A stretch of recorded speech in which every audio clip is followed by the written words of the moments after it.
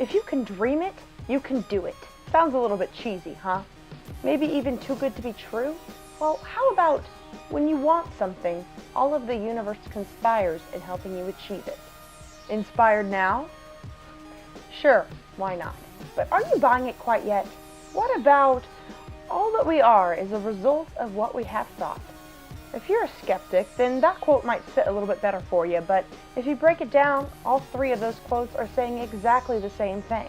If we are a collection of thoughts, and dreaming and wanting are both types of thought, then do we become the embodiment of what we want? The law of attraction is a principle that claims like attracts like. So basically, if you think positively, positivity will find its way back to you. This optimistic mentality was popularized by contemporary books like The Secret, but its teachings go way back to the early 19th century, where philosophers and spiritual leaders alike would discuss the principle's deeper implications. But is all this just a bunch of bullshit? Is there really power given to those who hope for what they want? My whole life, I've not believed in the power of hope. You know, like I've just always just drifted through life like being like, I want that, and kind of just being like, that'd be cool if it happened, and then it'll happen.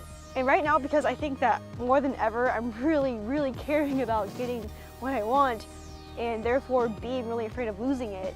I've like lost my power in a way. I've been getting more down on myself. So yeah, actually, by that logic, the phenomenon does exist. The power of hope right now is that I hope desperately that there is hope. I actually am the opposite. I think that you should always lower your expectations. Like literally today, I texted someone for coffee, and then they're like, oh, I'm so excited to get coffee with you. And I was like, no, lower your expectations. No coffee date has ever been exciting. But when you do that, it makes it so that your expectations are lowered. So if it sucks, if whatever life experience you have sucks, then that's okay, because that's what you were hoping for. It's like the Lego movie. Everyone knows the Lego movie, but everyone went in with like really mediocre expectations, like, oh, it's a movie about Legos. And it was like a really good movie, a pretty good movie at least, and then everyone's expectations were blown away as a result. No matter what you believe, I know that I'm not alone in thinking that it'd be pretty cool if life was that simple.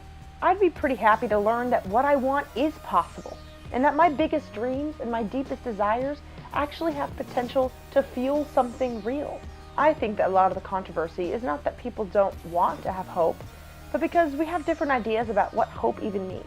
I think when people are talking about hope, it is just like thinking about something and like wishing and desiring and willing something to happen, but I don't know if it's necessarily actually the action part of it. I mean, you can hope for something, but it may not happen, but if you hope for something and try to make it happen, like that's like you applying that into like actual behavior. So I guess hope is like a thought, and then like action and behavior, like the actual things that happen. I think that people have more control over their environment and themselves than they think, and hoping is kind of like assuming that everything else is gonna just happen to you. Realistically, if you want something to happen, like yeah, you can hope for it, like there's some things that are luck, but if you actually make it happen, then you don't have to hope for it. I define hope as different than action. It fuels the action, and it is the very thing that makes us want to act to begin with. Even once we've agreed on what that means exactly, and that hope is valuable, it's not that easy. Depending on your past experiences and your life as of now, no doubt there are going to be obstacles on the path. Bad things do happen.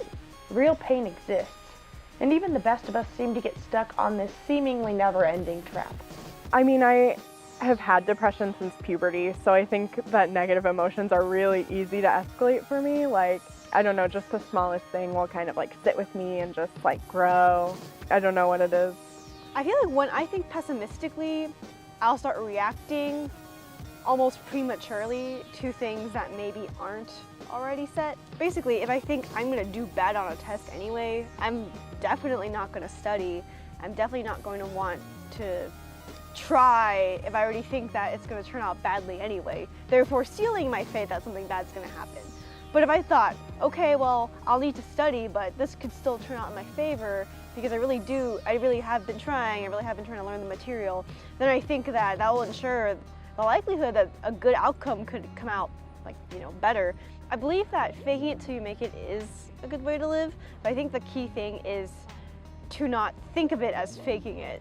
Like, think of it as you're trudging along and you're aspiring to something better, but you're not necessarily like trying to be aware that it won't turn out that well, why should I have hope? It's like, you should think it could turn out better than it is now. Even for the happiest people who hardly ever think negatively, it is super hard to conceive that hope, something that lives entirely in our heads, would ever be able to affect the external world. Why would anyone hope for something and set their hopes really high? You know, because if it's going to happen anyway, you're still going to get what it's coming from. But I guess the question is, if you are hoping, if you have high hopes, if it would affect the process. So if you like go out there hoping that everything's going to be great, and that sort of drives you to make things great, then maybe you're right. Maybe I am missing out on something by not having such high hopes. If you view life and your future to be completely set in stone, it would seem pretty useless to believe in something like hope. It is important to remember that we are not chained to our realities as it is now. If you change your mindset, you can always just dream up a reality that you like better and move towards that. I think that when you perceive a situation a certain way, regardless of the outcome, you're going to perceive the outcome in like a certain way as well. So I feel like when you adjust your mindset accordingly, and then something bad happens. But if you had a good mindset, then you'll perceive that bad thing as a good thing. But if you have a bad mindset and something good happens, you'll perceive that good thing as a bad thing.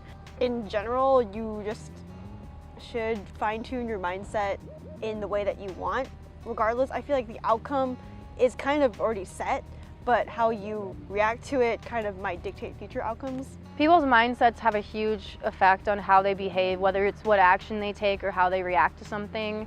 And I think that the mind's a really powerful thing, so people have a lot more control than they believe over just where everything goes. I think it really is hard sometimes to be positive and like negative outcomes, but if you can get the right mindset in any situation, it can make that situation easier or better, and you can help you avoid bad situations a lot of times. Sometimes the simplest things are the most complicated to understand. It is so much easier said than done. At the end of the day, you are the only one in control of your own brain. You can't try and overcomplicate things. Sometimes all it takes is to snap. The bad kind of made me believe in the good.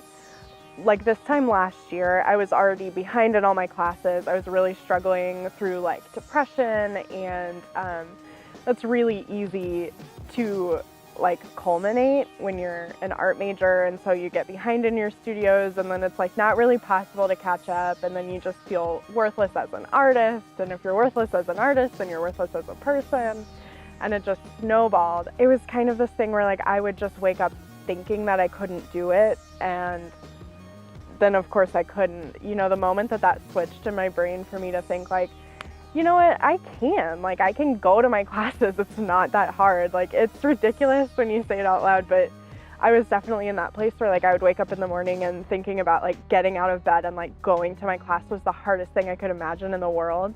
It's just kind of a matter of like I wake up in the morning and I'm like, no, that's nothing. Like, you just walk into the building, like what's gonna happen? So that I'm still kind of like working on that. Like, I have to like tell myself I can do it and work through it every day, but it definitely is working so far.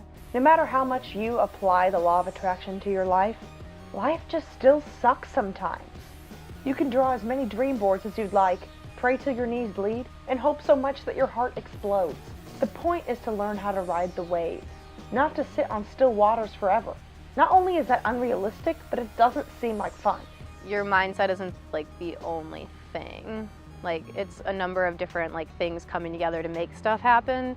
And like even then, like sometimes you could have a good mindset and you try really hard and something just doesn't happen, because that's just how the world works. Personally, where I'm like, I've had really like horrible times and bad situations and I'm not in the mood, I'm just not feeling it, but like even outside of those circumstances, I've always gone to class. I've never like missed a test. I've always done well because I've gone and done those things and I've tried, regardless of how much I disliked it. So my mindset didn't add up to my actions. So that's one situation where they're different. But I think like when they work together, it's stronger and better. The power of hope is just wanting against the odds. And I think when I say against the odds, I don't mean that there's the existence of odds against you. It's just that if there's the absence of odds for you, It's just that you don't know yet. You don't know what's gonna happen yet. All you can do is say there's 2, 3, 4, 5 possible paths. I want that one. And as long as you don't expect it, as long as you're not entitled to it, as long as when it doesn't happen, you can still keep moving forward and immerse yourself in the reality that's, you know, coming up next, then I think you're good. Then I think that you can overcome anything, but still like have hope. There's nothing cheesy about believing that you can achieve your dreams. In fact, the only people who have ever done so have been the ones who believed that they could.